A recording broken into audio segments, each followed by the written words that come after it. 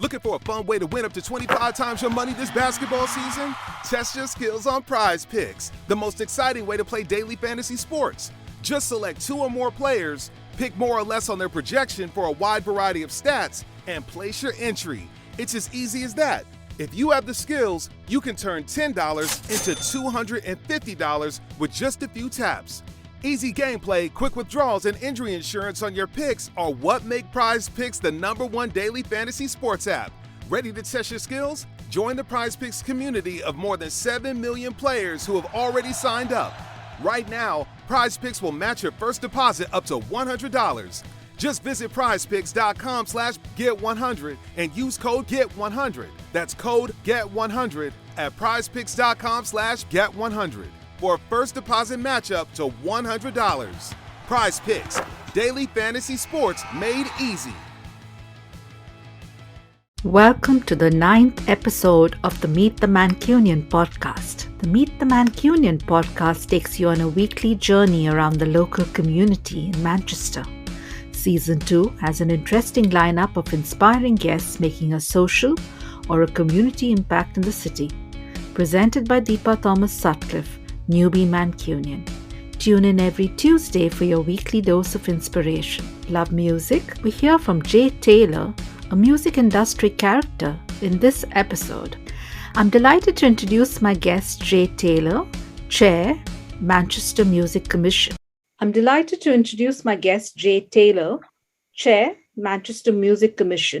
Thank you, Jay, for joining me today. Hi. Hi, Jay. So tell us about your background in the music industry. You had a very interesting expression on your LinkedIn, which was like did you say use a music character? Yeah, I mean, my father was a bass player and my mum was a showgirl. And, they met through show business. My dad was playing bass, my mum was dancing in the chorus line. And so music was always around the house. The radio was on and Dad was out playing. Top of the Pops was on. Mum and Dad had a big record collection. My grandfather played the grand piano and also the soprano ukulele, which is like, I adore that those were the two things he chose, a ginormous instrument and a little one. And so music was always around. I think when I was growing up, aspirations to get into the music industry were tempered by how far away it felt, how distant those roles were, and how inaccessible they were, I think. And obviously, a bunch of things like punk rock and whatnot sort of brought those things a little closer. But I kind of got bullied into the industry. I was in bands, but never really could work out how to get into the industry. Like most people, it did seem like this impenetrable space.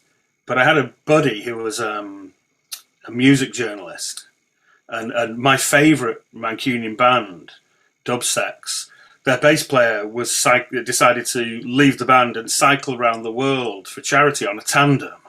Wow. And he went, you should really, you're an okay bass player. You should audition. I know the manager. And I'm like, I don't know. I'm like a kid and they don't know me. What are they going to make of me? Surely they've got friends who they might want to kind of interview for the part. And, but he phoned me up or we met for a drink and he went, oh, you've got an audition. It's next week.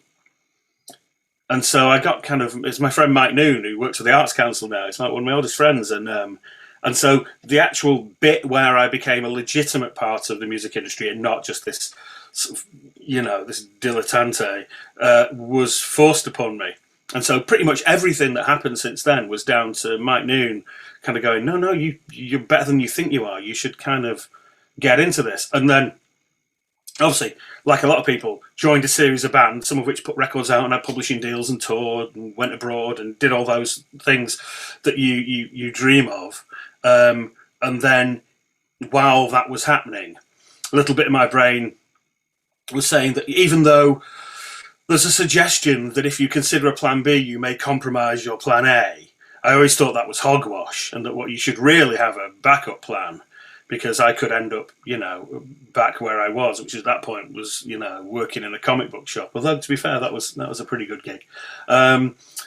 And so when I was in bands that were doing okay, and I was in the industry, I could start finding out about it and asking questions. So when I met producers, I kind of went, what does that button do? When I met press agents, I went, how does your job work? When I met tour managers, I went, how do you go about it? And so I made a nuisance of myself, but just kind of stuffed knowledge into me, so that when like the professional musician career founded, I had something to do because I had all this stuff in my head. And so then I started doing other roles in the music industry. And that's like the short version, I suppose. It probably it's like a decade and a half or whatever it is, or 2 decades or something when you scrunch it all together. Amazing. I love the fact that you're almost doing osmosis, right? You're kind of asking everybody about their day jobs and how that works, and with a real sense of curiosity. And that's how I mean, sure. I mean, I wanted to know anyway. It wasn't just knowledge is power. It was like I was genuinely interested. But I think there weren't, colleges like BIM didn't exist. A lot of that information was either sort of just not on public record, or in some instances there was a conspiracy of silence. And so to kind of get that information, you sort of needed to be in it a little bit. And so when I was in there, I certainly wasn't going to waste my time. I was going to make a nuisance of myself and pester and sort of stock up on that information that might help me, and also be able to kind of control your musical destiny a little bit, I suppose. That sounds like a great way to do it. Can you tell us about your role at the Manchester Music Commission? You're now the chair. Sure, yeah. So a music report was written by Manchester Culture Team and people within the Mayor's office for Greater Manchester a few years ago. And one of the recommendations was to set up a permanent music commission who could advise and steer policy and make things better for Manchester music overall. I contributed to that report, and then was on a couple of steering groups and had interactions, for instance, with like the Nighttime Economies team. So when this came along, we started having conversations about me being part of it and about who else might join the commission. And then so we bounced a bunch of names down. I mean, it ended up being in public, so anybody could apply to join it. But we've ended up with, I think, 15 or so people who are sensational from all across the different sectors of music, but all working within Greater Manchester. And so we've had 2 meetings and have made good progress, I would say. The people are brilliant. We have good aspirations, and I think it's not just going to be a bunch of people sat in a room yammering away. Stuff's going to get done. Stuff's already been done, and obviously, pardon me. What is the focus for the Music Commission? What is it that you're managing? To improve and support the circumstances around music in Manchester, be that the live sector or studios or rehearsal rooms or artists, funding, travel between shows, or travel in and out of different parts of Greater Manchester. Anything where music touches, well-being, diversity. It's going to be any bit of culture and society that Manchester music touches, we're going to try and support and encourage. And particularly, important now, given the mess of the past 2 years and what people had to go through and the effects it had on, different sectors within music. For sure.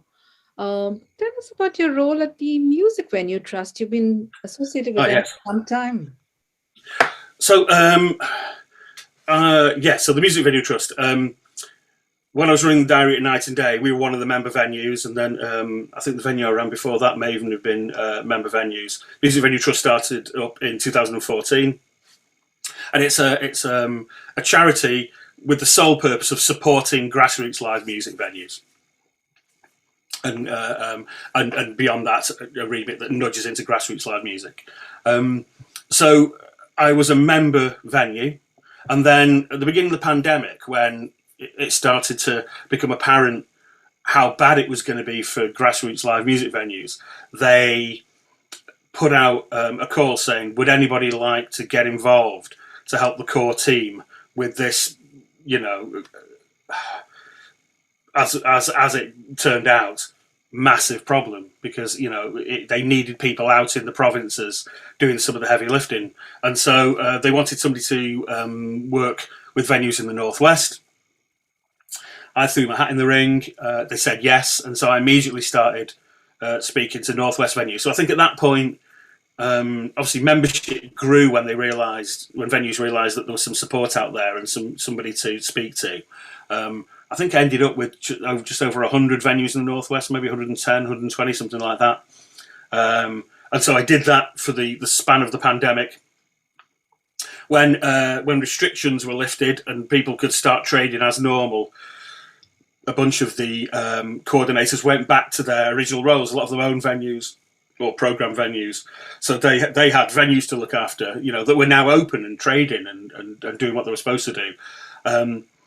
And myself and my colleague Sophie Asquith, Sophie used to run the Diary at Bush Hall in London, and she was a London coordinator.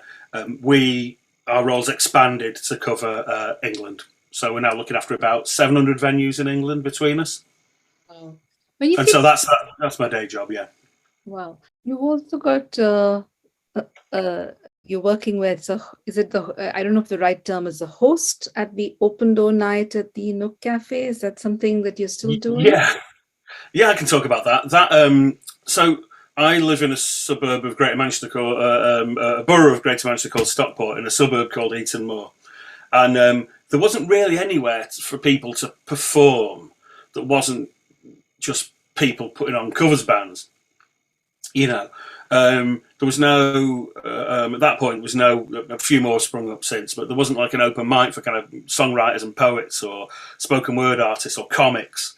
And so my favourite local bar, I kind of cooked up this idea that we would do something that was a bit like an open mic, but not. Because to be honest, in a suburb like that, you don't really have many people just turn up, because it's, you know, it's a bit far flung. So I program it. So it's weekly, unless we skip a week for whatever reason. But by and large, it's weekly. And it's a mix of songwriters, like I say, poets, spoken word, some comedians. We've had little plays perform. People do weird presentation pieces, live art.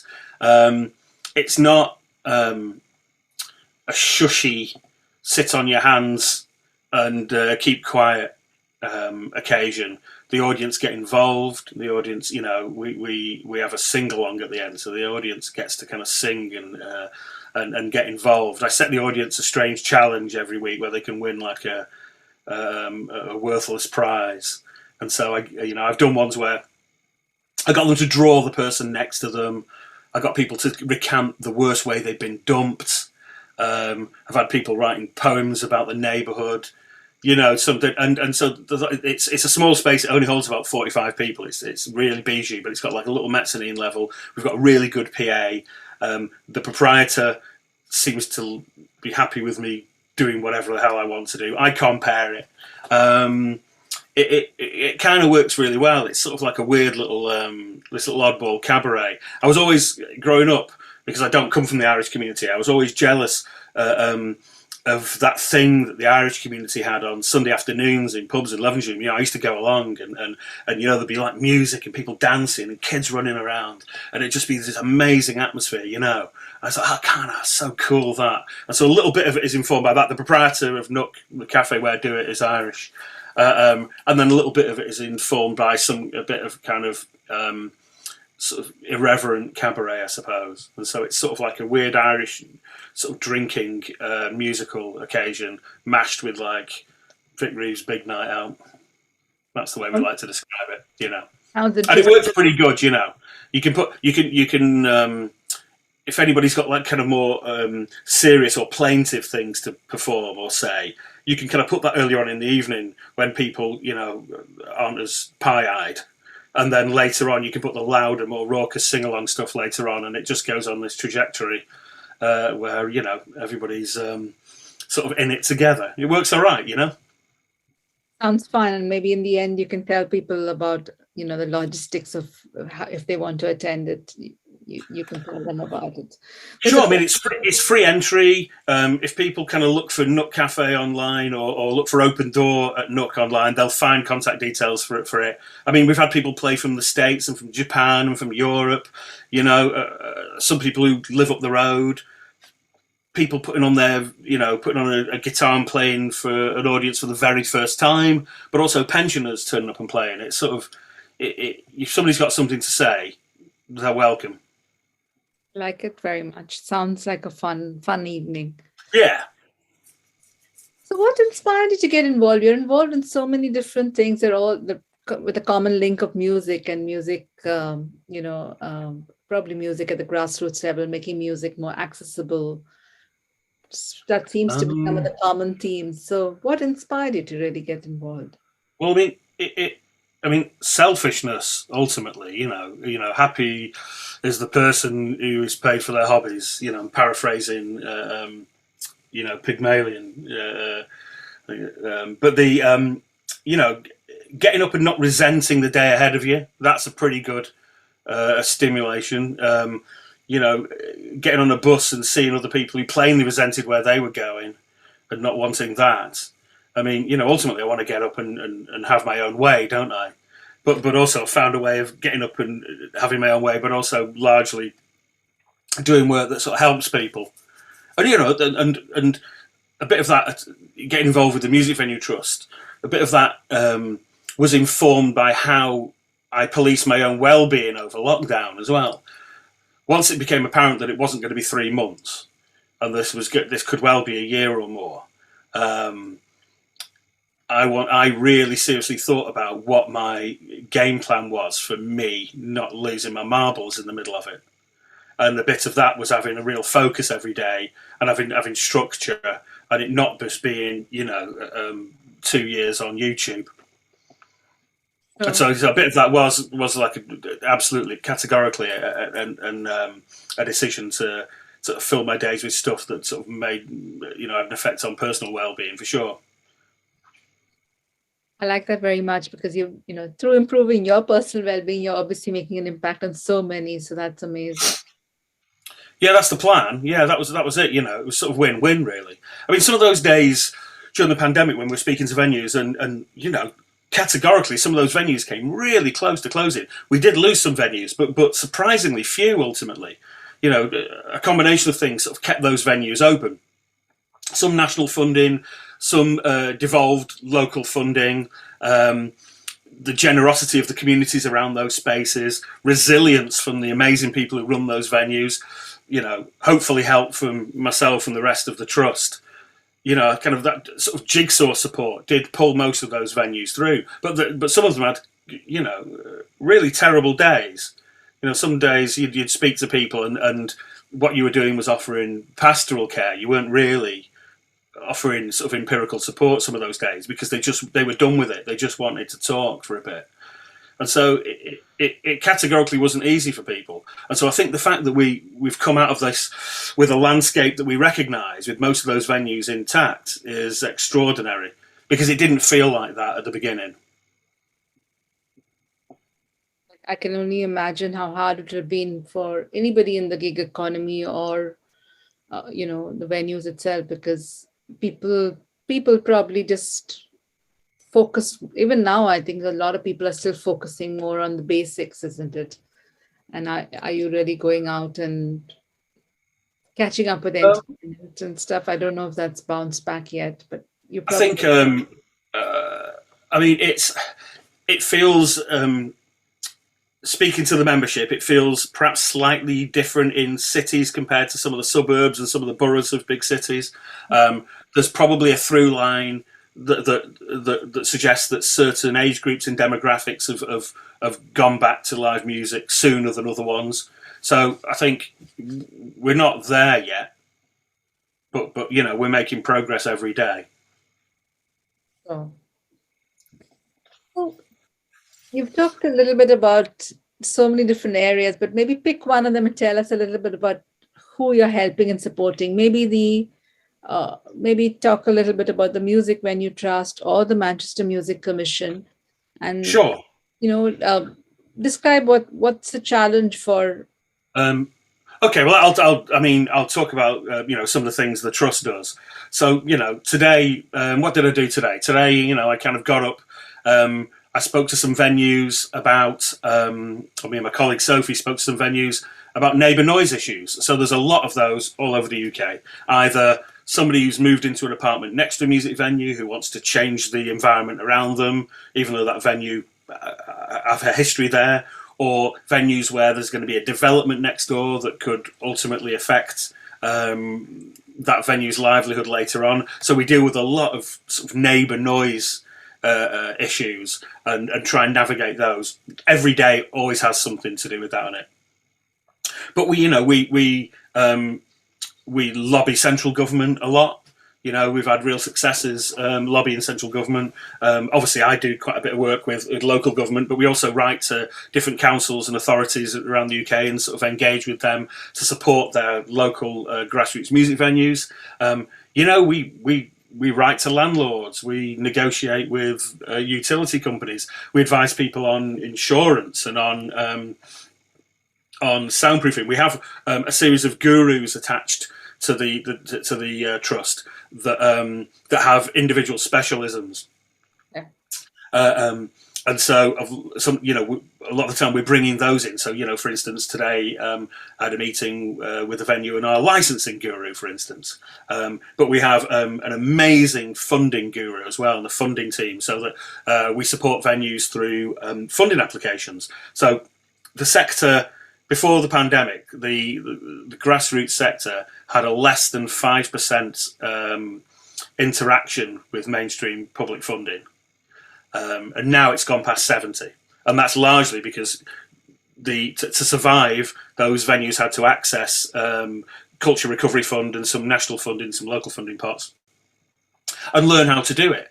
To get a Grantium account at the, and access it through the Arts Council England. And so we did a lot of work sort of upskilling venues when it came to their understanding and ability to chase pots of money. And so one of the great successes of the past 2 years is that we've now got a sector that's actually quite good at it because they've done it a series of times now.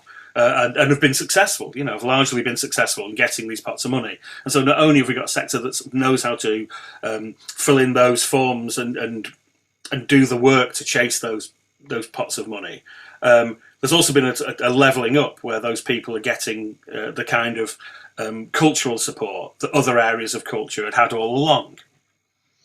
And so, we did a huge amount of work on that, and we still do. We still kind of help people with kind of funding bids. It's every day, some of the conversations with venues are ongoing because it's a big problem. If there's a developer about to build a ginormous skyscraper next to a small music venue, then that is can be quite a long-term piece of work.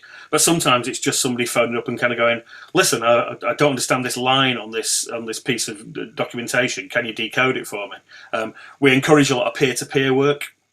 So a lot of the venues who've had experiences, good or bad, we encourage them to share them with the rest of the alliance, so that they're supporting one another. I mean, it's really varied, And I'm speaking, one minute you're speaking to a venue in London, next minute you're speaking to one in Carlisle. Next phone call's Liverpool. It's it's never a slow day. You don't have slow days. Very interesting. Oh, what impact would you say you've made? It sounds like you made a lot of impact and you continue to do so every day, but can you dimensionalize it a little bit for us? I mean, it's easier for me to kind of to blow a trumpet when I'm talking about the trust as a whole and not just my own involvement.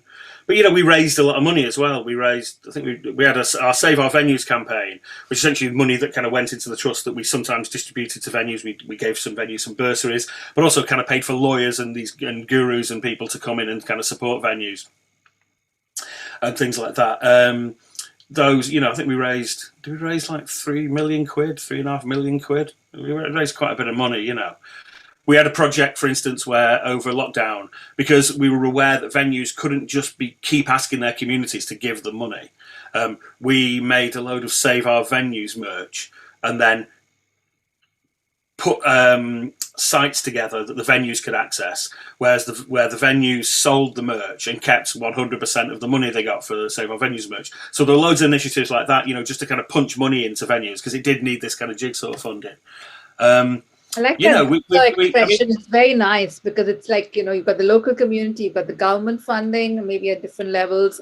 Sure. And you have the, like you said, the merchandise and some amount of self-sustaining elements. It's sure, yeah. I like the expression. One of the projects we've just worked on is a thing called Revive Live. So we were aware that A, venues were going to take a while to kind of recover. B, there were some historic quiet points. So January is always, can be a quiet month for some venues. The summer can be a quiet period for venues. So we cut a deal with the National Lottery for them to help us fund events. So we punched a load of events into venues, some tours and some one-off events that venues created themselves. Into January, and so that's an ongoing project. I mean, the best bit of the work is that we've stopped venues shutting, and therefore have kept people in work.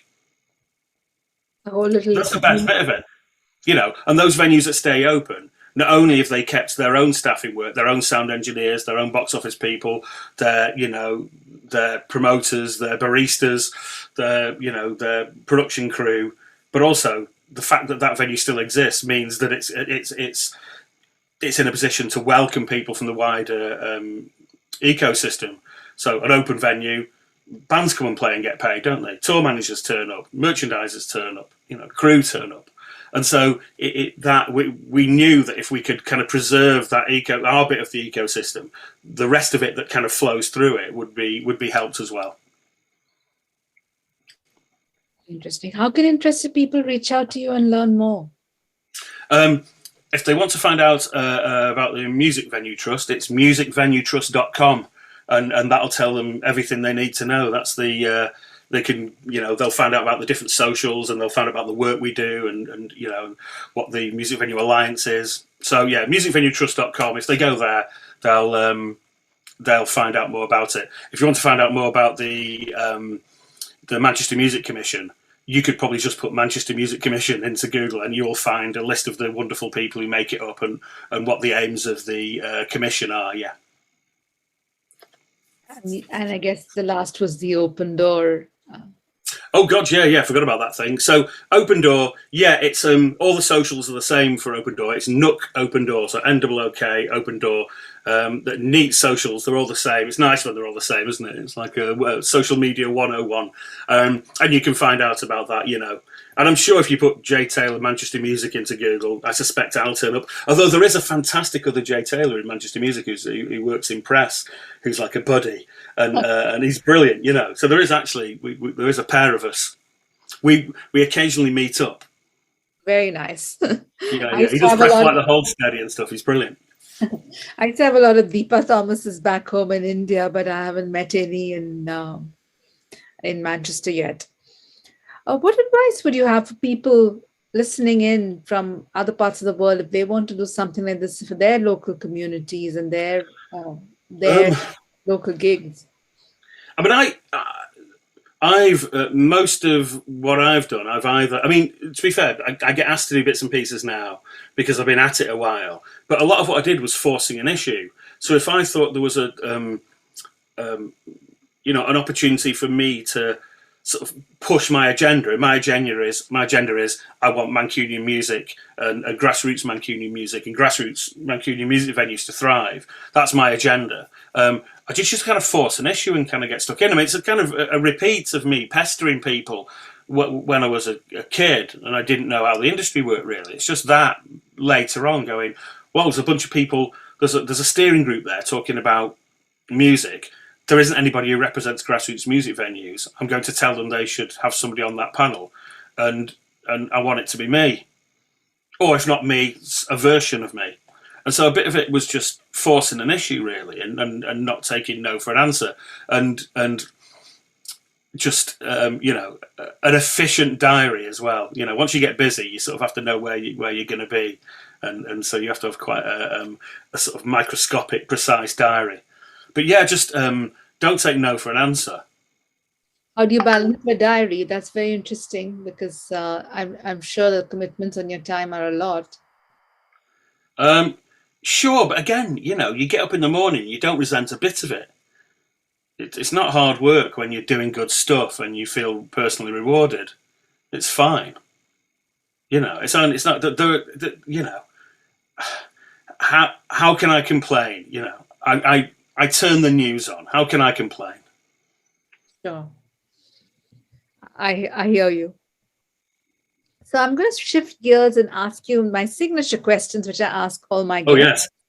And the first one, which is great for Meet the Mancunian, is, what do you love the most about Manchester?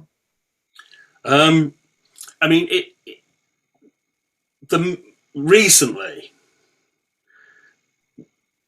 what happened around Marcus Rashford's mural, and the way Manchester stepped up and said, as a community, what it believed in, and the way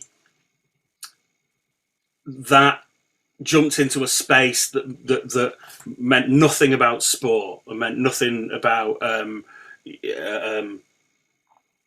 anything other than a core belief system in kindness. That's my favourite thing over the past couple of years. Plainly, day to day in my work for the Trust, I've seen people be wildly kind and beautiful and supportive. I just think that when things like that happen, you see the best of us. You see kind of world-class kindness, and that's what we're best at. I think we eschew being a heritage museum pretty well. So even though we've got these amazing things that happened in the past, we're not bogged down by them. I love that about Manchester, that we're very forward thinking. What's happening tomorrow, city? That too. But I just think those moments where we come together, and the way we came together after the bomb in '96, or the way we came together after the arena bombing, is just the very best of us. That I've heard a lot about everything was supposed to be. The whole spirit of Manchester, and that is definitely very strong. Where's your favorite place in Manchester?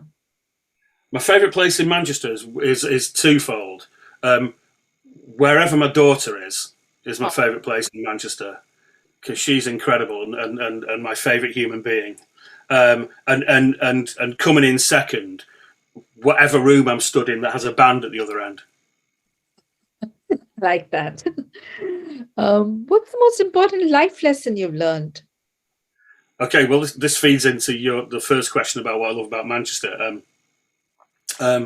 Get up in the morning and try to do two things above everything else. Try and be a little smarter, and try and be a little kinder. That's the best lesson in the world. I like it very much. If someone wrote a book on your life, what would they title it? Well, this is easy because I had a blog for a while. I'm too busy to contribute to it, so I suspect it's the last post was a long time ago. But I called it Diary of a Showbody, and the book Diary of a Nobody. It's obviously a play on that. But me being a showbody, because I get up in the morning and most of it is to do with live music, but also my father being a bass player, my mum being a showgirl, I am technically a showbody. And so that, I'd already thought about that answer years ago. Should anybody want to write about me kind of getting up and pulling my hair out and doing lots of Zoom meetings? Hopefully somebody's listening and taking notes. It's I don't know.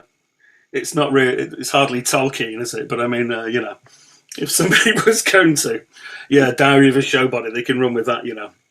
Nice.